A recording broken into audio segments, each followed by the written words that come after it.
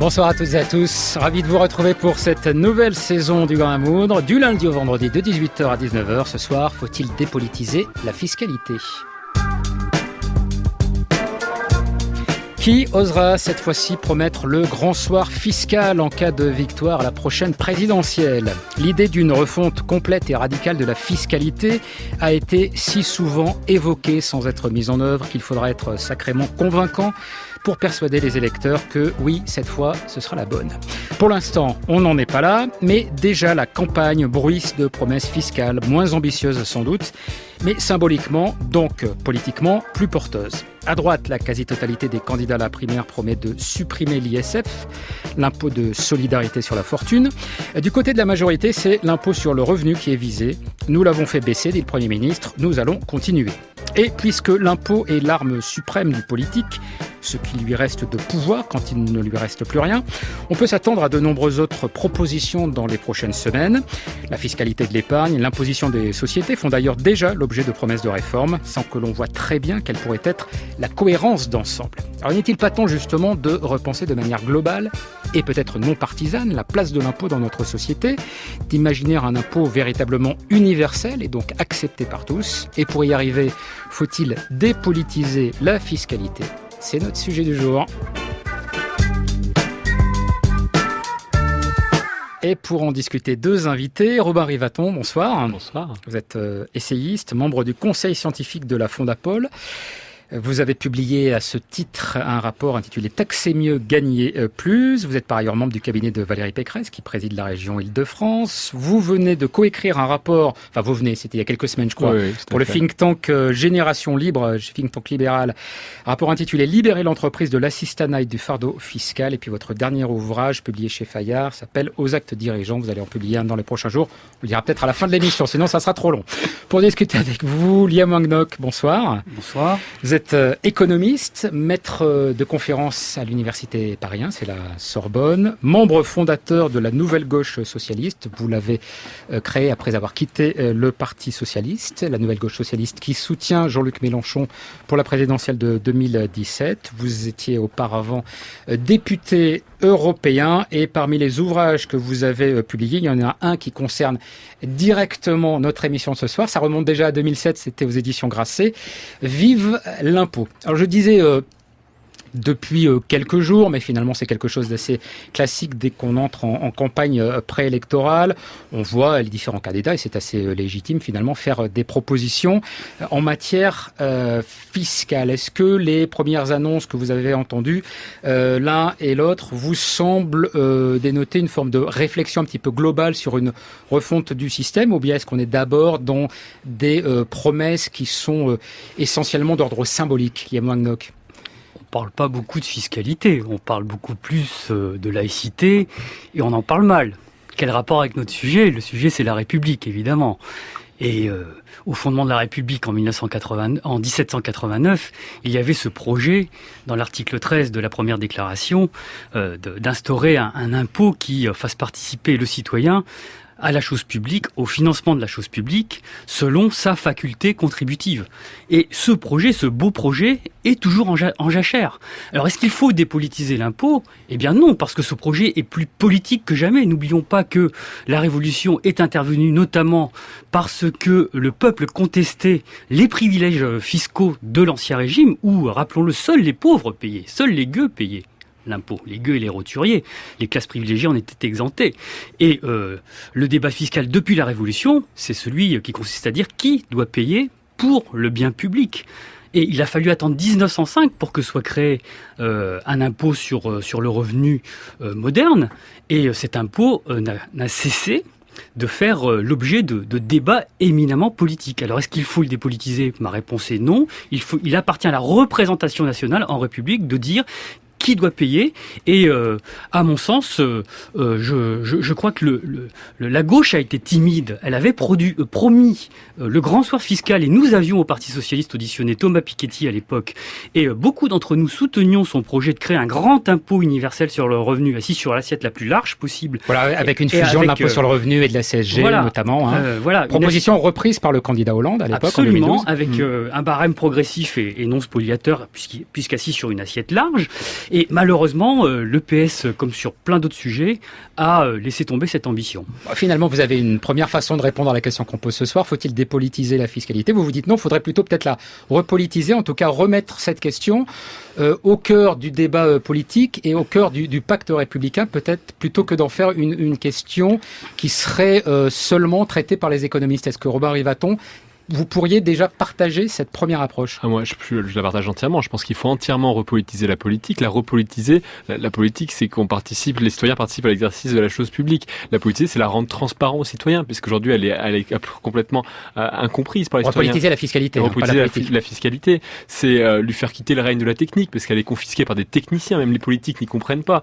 On a vu un président de la commission des finances se faire attraper pour un calcul de l'ISF, parce que le calcul de l'ISF était mauvais, il était mal fait par ce même personne qui est censé être le maître connaisseur de la fiscalité dans notre pays. Donc on voit bien que cette fiscalité est devenue obscure, elle est devenue incompréhensible par le citoyen, elle est devenue non transparente, elle n'est plus maîtrisée par les élus, elle est maîtrisée par des techniciens qui vivent autour de cette fiscalité, qu'ils soient des techniciens publics ou des techniciens privés, avec des mouvements de l'un à l'autre d'ailleurs qui parfois posent question. Et je pense qu'aujourd'hui il faut rendre à la fiscalité, faire une grande réforme fiscale, c'est difficile, mais ne plus déjà arrêter avec ces petites réformettes qui sont de bouger des taux, de bouger des barèmes, qui font que complexifier l'ensemble pour des raisons très obscur. On voit bien toute la charge politique qu'il y a derrière. Et reprenons ce qui a animé l'année dernière, cette demi-part des veuves, qui était une mesure logique, qui était une décision prise sous un gouvernement de droite, fait de manière logique, avec du temps, fait préparé autre, qui a provoqué un émoi. Il a fallu faire demi-tour en battant et en se versant des cendres sur la tête pendant des jours pour le gouvernement. Donc on voit bien que la fiscalité est devenue un énorme problème et que plus on attend pour la traiter, plus le politique s'enferme dans la prison qu'il a lui-même créée. Mais attendez, vous dites les politiques n'y comprennent plus rien, mais ce sont pourtant bien eux qui votent l'impôt. Ça fait d'ailleurs justement partie de leurs compétences les plus importantes politiquement. Ça veut dire que quand il y a des nouveaux impôts qui sont créés, on peut pas dire que le Parlement français et le pouvoir politique manquent d'inventivité à la manière. Ce sont des créations qui sont faites sous la pression de certains lobbies, par exemple. Exactement. On pourrait imaginer qu'avec 80 milliards de dépenses fiscales par an, le politique a un poids énorme, a un outil extrêmement puissant. La dépense fiscale sont des niches fiscales. C'est la façon dont on appelle ça dans le langage fleuri de Bercy. On appelle ça une dépense fiscale. On pourrait croire que le politique a un pouvoir énorme, qu'il est capable de faire beaucoup de choses. Mais en fait, cet argent, c'est la prison qu'il se crée lui-même. C'est-à-dire que toutes ces niches qu'il a créées, elles lui font plaisir à court terme, mais à long terme, elles sont autant d'obstacles, autant de choses qu'il ne peut plus maîtriser, qu'il ne peut jamais fermer. Et donc, on le voit avec, par exemple, la blessure qui, pour moi, est une blessure importante de ce quinquennat, qui est celle de l'écotaxe. Vous avez une majorité de droite, une majorité de gauche qui sont d'accord pour voter un texte en commun sur un impôt qui est un impôt correctif, qui est un impôt juste, qui est un impôt écologique, et qui, au final, face à 15 000 personnes, très remontées, certes, mais 15 000 personnes, se retrouvent mises en échec. Donc, le politique n'a plus aucun pouvoir, même avec ces petites niches qu'il croit développer. La complexité du système fiscal diminue le pouvoir du politique sur la fiscalité, Liam Languedoc ? Moi, je crois au contraire que les politiques ont très bien compris à quoi on pouvait toucher si on faisait une véritable réforme. Et parce que ça bouleversait les choses, ils ont préféré ne pas se prendre tous les lobbies dans la figure, comme on dit. Par exemple, si on avait fusionné l'impôt sur le revenu et la CSG, bon, ça a l'air technique comme ça, mais l'idée était finalement très simple. Ça consistait à dire, on prend l'assiette la plus large possible qui inclut tous les revenus. C'est la CSG. Revenus du capital, revenus du travail, revenus de remplacement. Il y a tous les revenus, rien n'échappe à l'assiette CSG. Et on grève dessus un barème progressif. Une dizaine de tranches, plus éventuellement pour éviter les sauts de tranches trop brutaux. Et puis c'est des taux qui sont pas spoliateurs parce que vous avez une assiette large, donc vous pouvez avoir une assiette large avec des bateaux, et c'est ce que les fiscalistes recommandent pour améliorer le rendement de l'impôt. Au passage, vous poursuiviez en faisant ça deux objectifs. Le premier, c'était d'accroître le rendement de l'impôt pour pouvoir faire de la politique publique et appliquer votre programme. Et le deuxième, c'était de corriger les inégalités dans un contexte où elles se sont considérablement accrues et où elles se sont avérées extrêmement contre-productives au point qu'on parle aujourd'hui du retour des rentiers. Donc on pouvait faire ça. Pourquoi on ne l'a pas fait ? On ne l'a pas fait, je ne vais pas entrer dans le détail, mais si vous fusionnez deux assiettes, l'impôt sur le revenu, qui est familialisé, où il y a un quotient familial dessus, et la CSG, qui n'est pas familialisé, et où vous ne prenez pas en compte les charges de famille, il y a un petit problème. Donc, si on avait fait la réforme, il aurait fallu revenir sur le quotient familial. et changer la méthode par laquelle on procédait en faisant la politique familiale et remplacer le quotient familial, par exemple, par un crédit d'impôt forfaitaire par enfant. Par exemple, 2 000 € par enfant et par an.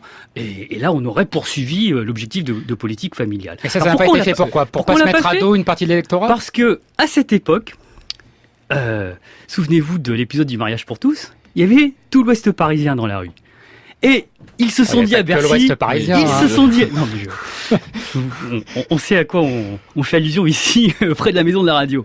L'Ouest parisien, c'est les beaux quartiers parisiens. Bon.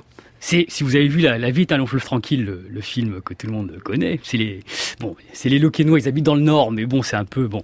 Et puis vous avez les Groseilles d'un côté. Alors le quotient familial, il profite à qui ?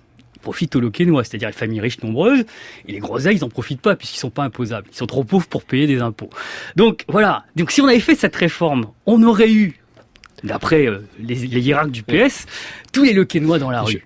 Et alors qu'ils étaient déjà dans la rue pour le mariage pour tous. C'est l'une des raisons pour lesquelles on l'a pas fait, parce qu'on a eu peur du lobby des classes riches nombreuses. Mais je pense qu'avant ça, il y a quand même une question à se poser avant celle que vous avancez et de rentrer dans la technique.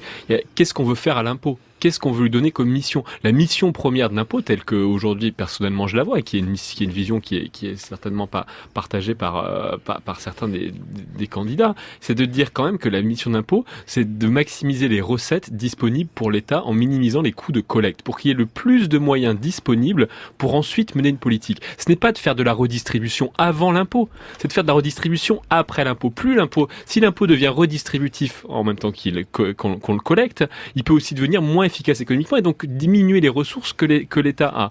Et donc ça, c'est un point très important, c'est de se dire l'impôt a 3 missions. La première, c'est de maximiser ses ressources. La deuxième, c'est d'avoir une fiscalité dite comportementale qui modifie les comportements, une fiscalité écologique par exemple, ou une taxe soda, par un autre exemple. Et un troisième point qui peut être un point redistributif. Mais pouvoir être capable de donner un ordre, de prioriser chacune de ces missions, c'est déjà un exercice qui est pas si facile que ça. Et je pense qu'on devrait pouvoir se l'imposer à chacun d'entre nous avant même de se prononcer dans des dispositifs très techniques tels que vous l'avez proposé. C'est pas technique, c'est complètement politique. Qu'est-ce que vous pensez, Liam Languedoc ? Parce que effectivement, c'est intéressant de se reposer, même si ça peut paraître des questions un petit peu basiques, mais à quoi ça sert l'impôt ? Est-ce que vous êtes d'accord avec Robin Rivaton d'abord sur ces 3 fonctions de l'impôt et sur cette nécessité peut-être de prioriser certains objectifs par rapport à d'autres ? Est-ce que c'est peut-être ça finalement dans la priorisation, dans le fait de mettre d'abord la question des dépenses publiques devant la réduction des inégalités ou devant l'efficacité économique, disons. C'est peut-être comme ça qu'on arrive à distinguer ce que pourrait être une fiscalité de gauche d'une fiscalité de droite. Écoutez, dans la littérature économique, l'impôt a 3 fonctions. La première fonction, c'est de lever des ressources pour financer la dépense publique. Déjà, on a un débat politique, puisque les libéraux pensent qu'il y a trop de dépenses publiques et que donc il faut réduire les dépenses publiques pour baisser les impôts. Nous pensons que la dépense publique, au contraire, a une utilité et que pour la financer, il faut l'impôt le plus juste possible. Donc ça, c'est le premier débat. C'est un débat éminemment politique et pas du tout technique. Et ce que j'ai dit auparavant entre dans ce cadre-là. Ensuite, la deuxième fonction de l'impôt, c'est de modifier les comportements. Bon. Est-ce que, par exemple, le CICE, Crédit d'impôt compétitivité emploi, qui est un cadeau fiscal de 20 milliards aux entreprises 14, sans contrepartie, 14 à partir de 2017, ça va être 20 milliards et 50 milliards avec le pacte de responsabilité. Mais en tiré en réalité. Voilà, donc ça va être, c'est l'équivalent d'un allègement considérable de l'impôt sur les sociétés. Est-ce que ça a modifié les comportements des entreprises en matière d'investissement ? La réponse est non. Donc le débat ici est encore éminemment politique. Troisième débat, faut corriger les inégalités. Les libéraux pensent qu'il faut s'orienter vers ce qu'ils appellent une flat tax, c'est-à-dire un taux d'imposition unique, bref, un impôt non progressif. Peut-être pas tous les libéraux, en tout cas certains libéraux. Alors, écoutez, moi j'ai vu des t-shirts dans les meetings de la droite où il y avait écrit Reagan Bush. Et Reagan à l'époque c'était quelqu'un qui avait parmi ses conseillers Arthur Laffer, économiste de l'offre américain, qui prônait la flat tax très précisément. Donc, flat tax, et moi je connais certains think tanks de candidats à la primaire de la droite qui défendent la flat tax. Donc il y a un débat éminemment politique. Est-ce que l'impôt doit être progressif progressif et corriger l'inégalité, ou est-ce qu'il ne doit pas être progressif et donc peser essentiellement sur les pauvres? Voilà, vous avez trois débats et après, politiques. les corriger, les inégalités peuvent être corrigées ensuite, l'État ayant des ressources financières qui lui permettent ensuite de donner des allocations, des subventions et différents moyens de corriger les inégalités en ex post et non pas en ex ante. Oui, mais ça, c'est la dépense publique. Juste un mot, que vous récriminez, vous, les libéraux, parce que vous pensez qu'il y a trop de dépenses publiques. Or, dans la dépense publique aujourd'hui, 26% de la dépense publique que vous incriminez, c'est les prestations sociales dont vous parlez et qui sont extrêmement efficaces. C'est intéressant parce qu'on arrive quand même, on revient au premier point. Le premier point étant de se dire quel est la trajectoire de l'impôt quand on la regarde sur longue période en France. C'est une hausse continue. C'est-à-dire que la première des inflexions, le premier des choix politiques vis-à-vis de l'impôt serait quoi aujourd'hui? Serait déjà de le baisser. Ce serait de baisser le taux d'imposition et de prélèvement obligatoire dans ce pays. Ce serait une révolution. Celui qui fait ça, il va déjà à contre-courant. Il va à contre-courant pour les riches ou pour la pauvres. nation. C'est qui pour paye. La nation. L'impôt, c'est qui paye. Pour la nation, la société. Moi, je ne vis pas dans une société où il y a des riches et des pauvres, je vis dans une société où il y a des Français. Et les Français, ils payent tous de l'impôt aujourd'hui. Oui.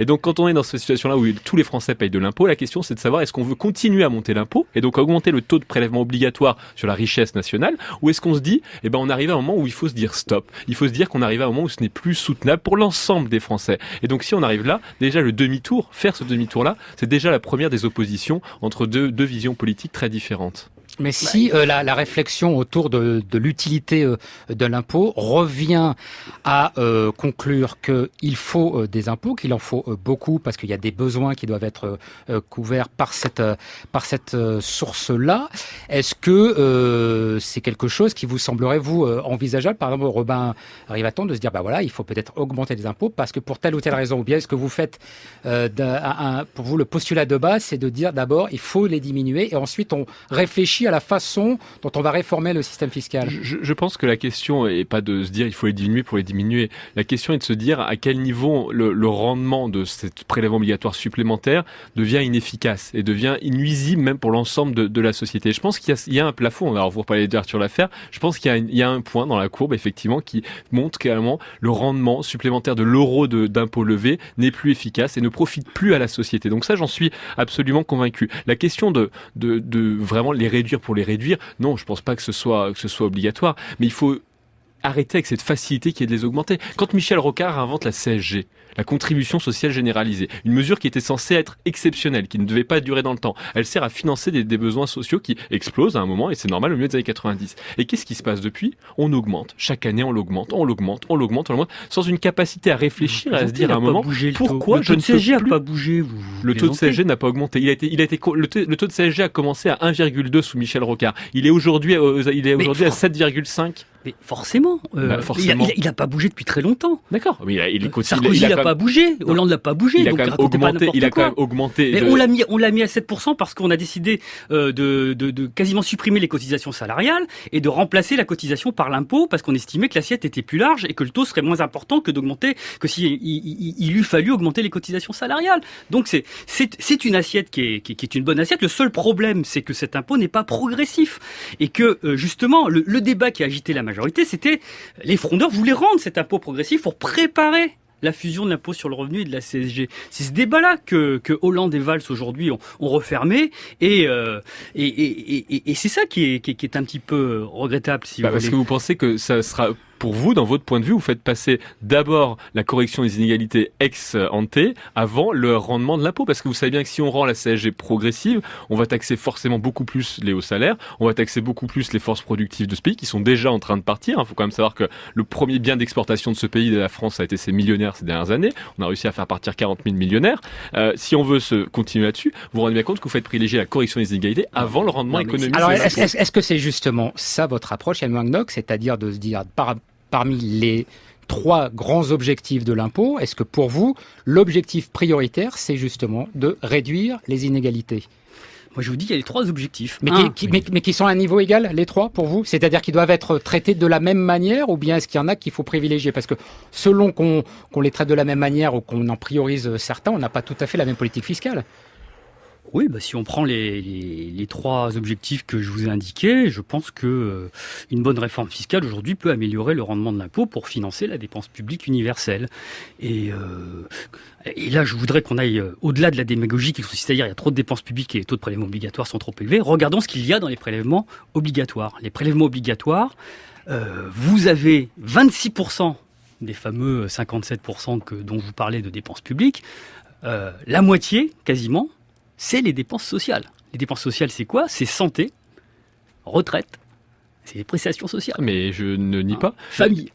C'est moi, les prestations sociales. Elles ont un intérêt et vous pouvez pas dire que c'est ça qui aujourd'hui est contre-productif. Et effectivement, elles ont augmenté. Elles sont passées de 18% du PIB en 1980 à 26% aujourd'hui. Et donc, il faut les financer et il faut financer de la façon la plus juste possible. D'où l'idée d'une réforme fiscale qui rende ce financement aussi plus juste. Après, il y a les dépenses de l'État. Vous vous dites, attention, les dépenses de l'État sont trop élevées. Mais vous oubliez de dire que les dépenses de l'État, elles ont baissé depuis 30 ans. Elles ont baissé 3 points dans le PIB. C'est énorme, 3 points de PIB.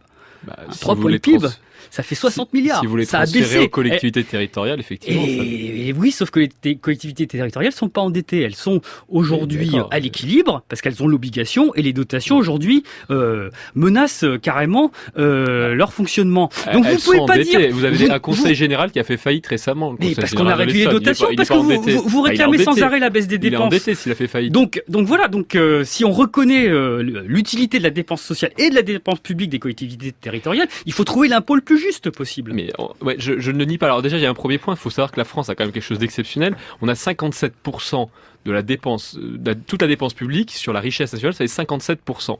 Mais dont il y a 5 points là-dessus qui sont des dépenses fiscales. Donc qui sont en fait de l'impôt qu'on prélève et que l'État rend. Il prélève avec la main gauche et il rend avec la main droite. Il n'y a pas que le CICE, il y en a pour 80 milliards. Le gros truc, c'est le CICE énormément. en ce moment. Et rien que ce concept-là, qui est un concept purement franco-français, mérite en soi une réflexion. C'est de se dire, l'État prend d'un côté et puis rend avec la main droite. C'est vraiment le choix du roi qui met à genoux et puis qui offre les béquilles derrière.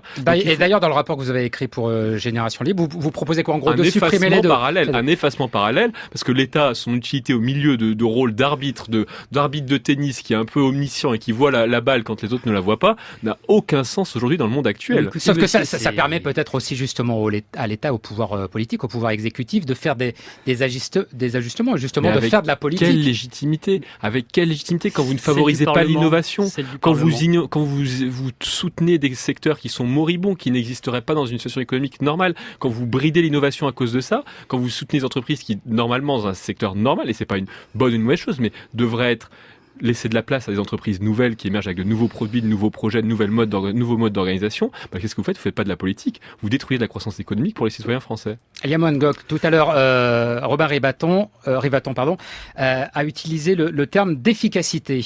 Est-ce que, alors, ça pourrait être en tout cas une base de réflexion commune pour une grande réforme fiscale, de se dire, l'impôt, avant tout en tout cas, il doit notamment être efficace. Ou bien est-ce qu'il faut ajouter autre chose que l'efficacité ? Moi, je suis favorable à un impôt et à une dépense publique efficace. Alors, ça veut dire quoi, efficace ? Le débat, c'est pas plus ou moins de dépenses, c'est où va la dépense ? Et qui taxe l'impôt ? La dépense aujourd'hui pas forcément efficace. Quand je parle du CICE, j'estime que c'est une dépense fiscale qui est absolument inefficace. Je suis d'accord avec vous. Le rôle par excellence de l'État, c'est de prendre aux uns et distribuer aux autres. Par rapport à ce que vous disiez tout à l'heure, et la fonction de la redistribution, c'est ça. Côté redistribution, par contre, on ne peut pas dire que tout soit inefficace. Quand vous considérez que les inégalités de revenus entre les 10% les plus riches et les 10% les plus pauvres, c'est de 1 à 7. Après redistribution. L'un des taux les plus faibles de l'OCDE. C'est de 1 à 3. L'un des plus... Donc, de ce point de vue-là, la redistribution est parfaitement efficace en France. Elle ne peut pas être inefficace. Si vous prenez à quelqu'un et elle est d'autant plus efficace que ceci joue un rôle d'amortisseur économique et social en période de crise. En 2008, grâce à ces amortisseurs sociaux, nous avons une récession qui a été moins brutale qu'en Allemagne, justement parce que nous avons nos amortisseurs sociaux. Et depuis 10 ans, la croissance du PIB par tête ne bouge pas. Donc un enfant qui naîtra dans 10 ans a à peu près la même richesse qu'un enfant qui naît à 10 ans. Pour la première fois dans l'histoire de France, on peut se féliciter d'avoir ces amortisseurs sociaux. Quand vous dites que la redistribution est efficace parce qu'elle corrige l'écart de revenus entre avant et après, c'est d'une logique, c'est tautologique. Je passe de 1 à 7 à 1 à 3 parce qu'au milieu j'ai pris à quelqu'un et j'ai redonné à quelqu'un. Donc ça marche. Heureusement que c'est efficace, mais ça ne peut pas être inefficace. Sinon c'est forcément, votre raisonnement est tautologique. En plus d'un point de vue macroéconomique, alors au bout d'un point de vue macroéconomique, c'est parfaitement efficace parce que vous redistribuez ensuite aux gens qui ont une propension à consommer la plus forte. Donc sur la croissance, c'est la mesure qui a l'impact le plus élevé. Par contre, si vous supprimez l'ISF comme vous le préconisez, là vous allez verser de l'eau dans le sable parce que vous allez gonfler la rente qui ensuite va continuer à s'accumuler. France Culture, du du grain à moudre. Hervé Gardette. Bien, alors je vous rappelle la question que nous posons ce soir, que nous posions, puisqu'on s'en écarte forcément un petit peu, mais c'est un petit peu le principe de cette émission. Faut-il dépolitiser la fiscalité ? On entend justement dans la discussion qu'il y a entre vous deux que c'est une question éminemment politique, avec des clivages importants. Pour autant, est-ce qu'on pourrait imaginer une forme de réforme consensuelle de la fiscalité, d'avoir un véritable impôt universel dont on pourrait ensuite peut-être, si jamais cette réforme advenait, confier la gestion à une forme d'autorité indépendante, c'est-à-dire sortir la gestion de la fiscalité du pur politique. Est-ce que c'est vers cela qu'il faut imaginer aller, Robin Rivaton ? Je pense qu'on partage quelque chose au fond et qui est très vrai. Le bon impôt, c'est un impôt avec une assiette large et des taux bas. On est entièrement d'accord là-dessus. La science économique l'a montré maintes fois par le passé. Après, toute la question, effectivement, est sur le gradient des taux. Est-ce que vous allez le taux bas n'a pas la même bassesse pour tout le monde.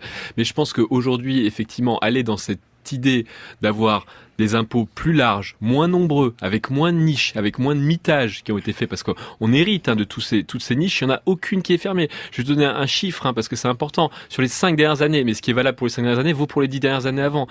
49 nouvelles taxes créées dans ce pays, 9 supprimées, quand aucun autre État européen en a créé plus de 3. Donc nous, on a 40 créations de taxes nettes en 5 ans. Les autres pays européens, en moyenne, sont à 3. Donc on voit bien qu'on arrive dans un système qui est au bout de ses limites. Je pense qu'il faut effectivement être capable de se dire, reconstruire comment ça a été fait par le passé. Et quand on a construit la TVA, par exemple, c'est un système qui a été à peu près partagé, et je pense qu'on peut essayer de reconstruire sur des grands impôts.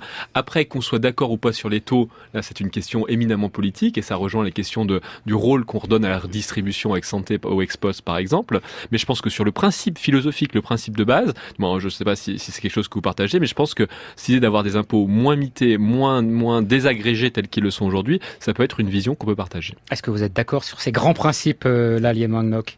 Sur le principe de l'assiette CSG, qui est une assiette absolument pas mitée, je suis entièrement d'accord si c'est de cette assiette-là dont vous parlez. Moi, je suis entièrement favorable à l'assiette la plus large possible, sur laquelle il n'y ait pas de niche, et pas de quotient familial par ailleurs, et donc ni conjugal. Donc ce qu'on pourrait appeler un impôt véritablement universel. Un impôt universel Après, il y a un débat sur le barème, parce que les uns et les autres vont pas être d'accord sur le barème. Les uns vont dire il faut une flat tax, les autres vont dire il faut un barème progressif. Mais il faut surtout pas confier ça à une autorité indépendante. Pourquoi ? Parce que ça pourrait restaurer une forme de confiance, c'est-à-dire plutôt que de se dire attention, alors au moindre changement de gouvernement, à la moindre échéance électorale, on va être soumis à de nouvelles créations justement fiscales. Là, ça permettrait peut-être d'avoir une forme de stabilité. Or, la stabilité en matière de fiscalité, c'est quelque chose d'important aussi, non ? Mon expérience à Bruxelles m'a appris que alors, lorsque vous confiez à des autorités indépendantes des choses et que vous tentez de dépolitiser le débat en inscrivant dans les textes des choses qui sont éminemment politiques, alors que vous avez essayé de faire croire aux gens qu'elles ne le sont pas, ça finit très mal, quoi. La dernière fois qu'on l'a fait, c'est pour interdire justement aux États d'utiliser la politique budgétaire en allant au-delà de certains critères, les 3%, l'équilibre budgétaire, etc., au nom du fait que ça serait bon et que ça serait neutre. En réalité, on se rend compte aujourd'hui que derrière ça, il y a un projet de société qui est le projet ordolibéral à l'allemande. Donc si le but dans la dépolitisation de l'impôt, c'est de naturaliser ce que les libéraux sont en train d'essayer de nous vendre, la réponse est halte là et je crie au gare. Je suis d'accord, je partage pas l'idée d'une autorité indépendante, c'est pas possible. Mais sur la réflexion en amont... C'est d'ailleurs que j'ai vu nulle part cette idée évoquée. Alors, il existe un haut conseil le Haut Conseil des prélèvements obligatoires est là pour conseiller le législateur dans la façon de penser le système d'impôt et de prélèvements obligatoires en général, impact d'impôt. Et je pense que c'est la mission qu'on pourrait espérer aujourd'hui, c'est d'être capable de dessiner un peu les grands axes que pourrait être une convergence ou une modernisation de ce système d'impôt qui est vraiment aujourd'hui obsolète, et je pense qu'on peut le dire, qui conduit à des problèmes sérieux. Vraiment, quand un pays est incapable de mettre en place une fiscalité écologique au bénéfice de ces camionneurs nationaux, de ces convoyeurs nationaux, parce qu'ils feraient enfin payer les convoyeurs étrangers qui utilisent ces routes, on marche sur la tête quelque part, on roule sur la tête au choix, mais on atteint les limites de l'exercice politique, et on voit bien que le politique n'est même plus capable d'imposer de bonnes mesures, c'est-à-dire des choses qui vont dans le sens de l'intérêt général, il est incapable de les mener. Donc je pense qu'il faut absolument être capable de mener cette grande réforme, au moins d'en tracer des principes directeurs, et de se dire on arrête de créer des niches, ce qui paraît aujourd'hui absolument impensable. Vous l'avez dit, c'est un des outils naturels du politique qui y va, qui y revient, qui a envie de créer sa niche, sa taxe. D'ailleurs, elle porte le nom souvent de leur créateur, donc c'est des choses qui restent dans l'histoire, mais c'est un mauvais système et qui, à mon avis, conduit à sa perte. Et imaginons, dans les derniers mois du quinquennat de François Hollande, du premier, on verra bien s'il y en a un deuxième ou pas, décision est prise de se dire, bah voilà, allez, ça y est, on va vraiment lancer le chantier d'une grande réforme fiscale. On se souvient que ça avait été un des objectifs évoqués pendant le quinquennat par Jean-Marc Ayrault quand il était encore Premier ministre, et puis ça n'a pas vu le jour. Mais bon, allez, il prend cette décision et il se dit, bah voilà, on va réunir un collège d'experts pour essayer justement d'aboutir à une réforme qui soit la plus consensuelle possible. Est-ce que l'un et l'autre diraient, bah oui, chiche, si on vous le proposait, je vais y aller, on va essayer justement de régler cette question, non pas une fois pour toutes, parce qu'évidemment, comme vous le dites, Liémonov, c'est quelque chose de politique, donc ça peut évoluer, mais en tout cas de définir les grands principes de la manière la plus large possible et donc la plus acceptable possible pour tous les contribuables, quel que soit leur niveau finalement de richesse. Écoutez, moi j'étais là pour ça quand j'étais secrétaire national adjoint à l'économie de Michel Sapin. Avant la campagne de Hollande, nous avions un projet clé en main d'une CSG fusionnée avec l'impôt sur le revenu et on l'a pas mis en place. Vous parliez de Jean-Marc Ayrault, il y a eu l'épisode de l'amendement Ayrault lors de l'hiver dernier. Alors, il faut rappeler ce que c'était cet amendement qui finalement a Jean-Marc été Ayrault a fini par se rallier à l'idée des frondeurs, selon laquelle il fallait rendre la CSG progressive pour préparer la fusion de l'impôt sur le revenu avec la CSG, notamment à l'occasion de la mise en place de la retenue à la source. Bon, ça a été retoqué par le Conseil constitutionnel. Oui, mais alors sur un argument absolument discutable, parce que la CSG en tant que telle, lorsqu'elle a été créée, aurait dû être retoquée. Elle aurait dû être retoquée puisque c'est un prélèvement, comme je l'ai dit, qui n'est pas familialisé, qui est un impôt non familialisé alors que l'impôt sur le revenu est familialisé. Ils ont autorisé la CSG, donc ils auraient dû autoriser une première fois la CSG progressive en 99 lorsque Jospin l'a proposé. Le Conseil constitutionnel, il y avait Jox à l'époque dedans, avait dit non. Et là, dans le nouvel épisode, l'amendement Ayrault reprenait en compte très précisément les objections du Conseil constitutionnel de 99 en disant on va prendre en compte les charges de famille en redistribuant par un crédit d'impôt aux familles concernées sur la base des déclarations d'impôt en N+1. Donc tout ça était parfaitement recevable et le Conseil constitutionnel, sous le lobbying de certains, et moi je suis de ceux qui pensent que ce Conseil constitutionnel doit être supprimé parce qu'il n'est pas neutre, dans une 6e République, il faudra supprimer le Conseil constitutionnel, il y a eu une connivence. À l'époque, Jean-Louis Debré présidait le Conseil constitutionnel et beaucoup de gens au gouvernement étaient très contents que cet amendement passe pas. Donc moi, je ne crois pas qu'il y aura de changement fiscal d'ici un an. Et voilà, au passage, un excellent sujet pour un prochain débat. Moi, autant je ne crois pas à une autorité indépendante de la fiscalité, autant je crois au Conseil constitutionnel et je pense qu'il ne faut pas attaquer toutes les institutions dans une démocratie parce que sinon on risque d'avoir suffisamment de problèmes aujourd'hui de perte de confiance dans les institutions pour éviter de s'attaquer gratuitement à tous nos juges, y compris nos juges suprêmes. En tout cas, il y a quand même des lignes rouges. Sur la question de cette grande réforme fiscale aujourd'hui, oui, il faudrait y aller. C'est quelque chose auquel je pense qu'il faudrait que ce soit transpartisan. Il y a une dimension transpartisane sur le fond. Il y a une dimension aussi au-delà de la fiscalité telle qu'elle est actuellement, de la pensée pour demain. On est dans un monde où les flux sont dématérialisés de plus en plus. On se pose beaucoup de questions sur l'évasion fiscale. On se pose beaucoup de questions sur comment demain on taxe ces géants de l'Internet qui parfois ont des services qui sont basés à l'étranger ou autres. On parle de taxe pollen, on parle de taxation à la source, directement sur chaque micro-prélèvement. On prendra une sorte de TVA, mais plus rapide et directement liée à la dépense de consommation. C'est aussi à des choses comme ça qu'il faut réfléchir. Je dis pas que c'est la solution. Vous voulez augmenter la TVA ? Je dis pas que c'est la solution. Je dis juste que c'est l'impôt le plus injuste. Pardon ? C'est l'impôt le plus injuste.